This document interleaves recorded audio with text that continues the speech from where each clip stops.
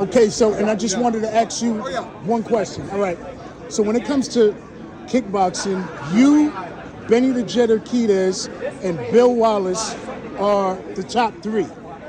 Well, we're some of the top three. It just Some of depends the on what top you're three. talking about. Because you got to remember, there's guys like Rob Common, Bronco Sikatic was tough. There was a lot of Europeans that were great fighters, Japanese fighters, great Thai fighters. But for America, yeah, the ones you listed for American kickboxers, we were some of the best. Some of the best, absolutely. Yeah. And did you ever get a chance to spar Benny the Jet? Yes, I did spar him. And it's bizarre. I worked out in his gym almost every day when I first moved to LA. We sparred one time, and my biggest takeaway from it was I thought Benny was an offensive fighter, right, and I thought it would be easy for me to score on him, not hurt him, because he's got a jaw like Marciano. But I thought it'd be, and it was not. I couldn't really lay a glove on Benny. Wow. He was right in front of me, and I thought, well, I should be able to hit him with a sidekick and a roundhouse. No, Benny was a great defensive fighter as well as offensive fighter. I underestimated Benny, but we only sparred once. Now, Bill, I sparred 1,000 rounds. We used to do demonstrations, and Bill, I tell people, Bill would kick me in the face 2 or 3 times every round. Wow. Now, in 28 years of kickboxing, in my fights, fighting the top 10 fighters of the world for 28 years, my face was touched twice by my opponent's faces, by kicks. My face was touched twice by kicks. But Bill would hit me every round 2 or 3 times. So that tells you the difference between his kicks and everybody else on the planet. Bill, you are a mutant. He's not just good, he's a mutant. Wow. All right, so Benny the Jet, Bill Urquidez, Bill Wallace, Dennis Oaktree Edwards. Yeah, if you can name 2 other fighters for your 5 toughest opponents, who would those other 2 be? Wow. Shepard was tough. Merrick Piotrowski was good. Dennis Alexio was good. You beat Alexio. Adipon Panta. Thai fighter Adipon Panta. Samad, the fighter I fought in Lumpini Stadium, another Thai fighter. There are many. I've got many great fighters that I've fought. I fought all the top guys in my day. Right. Yo Judah is another guy who I know personally. Yeah. Did you get a chance to see Yo in action? No. I've seen him fight, and he was great. His dad's a boxer, a great boxer. That's that. But he was like, that's Zab Judah. That's his dad. His dad. Different federation. Oh, different winner. No. Zab was One a was a boxer. boxer. His father was the kickboxer. Yo Judah. Yeah, okay, that's how it is. Okay. Right. But he was great. But lighter weight class. I mean, right. To tell you the truth, I didn't pay attention to the lighter weight. I looked at everybody from middleweight to cruiserweight, because that was where I fought. I fought middleweight up to cruiserweight. Okay, got it. And that's several divisions, and I won titles in every division: Got middleweight, light heavy, and cruiserweight. And one last question. Controversial fight, you and Yves Theriault? Johnny Yves. Theriault. Yes, well, it's controversial in this regard. My fight just before his was a Muay Thai fight in Hong Kong in September. Then in December, I fought waist up.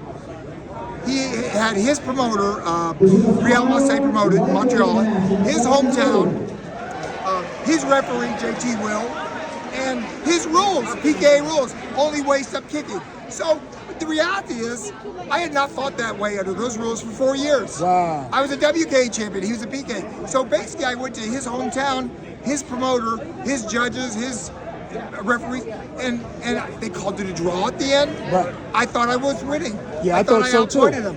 But here's what the deciding factor of that fight. We had a rematch clause. Of course I wanted the rematch. I made $15,000 for the fight, and I was going to get another 15, so I was going to take $30,000 and move to LA to be an actor. So I wanted that rematch, but it never happened because he wouldn't do it. So now, I got no problem with Johnny. He's a great fighter. But I wish he would have had the rematch, because I felt very confident, and I felt like I would win, and I'd get another 15 grand to become an actor. I would have doubled my entry into LA money, and it didn't happen because so I think in the end, whether I won or not, maybe the draw was fair, but he didn't want to take a chance of fighting me again in his hometown. Because he would have lost. Well, I think he underestimated me. That's what it was. He told everybody he saw my style with the hands down, sideways, and he said I would not. There's no way I can last 5 rounds. So he thought I'd be easier to hit. That's what it was. But he had a hard time hitting me. He did hit me. His glove touched my face one time. I went right to the ground. That's how hard he hits. I was leaning. Of course, I was leaning back, and I got hit. And he did score a knockdown. Win that round 10-8. But I felt. But you controlled the fight. Yes, over 12 rounds, I felt I did. But remember now, I'm fighting his rules. If we'd have fought under WK with leg kicks, first of all, I would have been. No, Joe Corley was in the ring, or in the ringside. He was watching it. And you fought Joe Corley before too? No. He fought Bill Wallace. Bill Wallace, right. But Joe was the head of the PKA, and he was at the ringside. So, and JT Will was the head referee for them, and he was our referee. And the rules were PKA rules. But who fights 12 rounds non-title? It was not a title fight because the PKA was afraid I'd win, and they knew I was fighting overseas and for the WK, so they didn't want me to get their title, so they would not sanction the fight. So even the PKA didn't have complete faith that Johnny's could beat me. We should have had a rematch. Yeah, but you beat the Thai. Yeah, Rick Rufus took it against that Thai guy. No, because he didn't block one leg kick. I at least blocked the leg kicks. You know, so it's not a mystery. If you train Thai boxing, everybody, you could beat a Thai boxer. Just train on a block. I'm like this. Yes. That's it. When he goes like this, you just lift it up. Right. Look. What you need. And throw some elbows.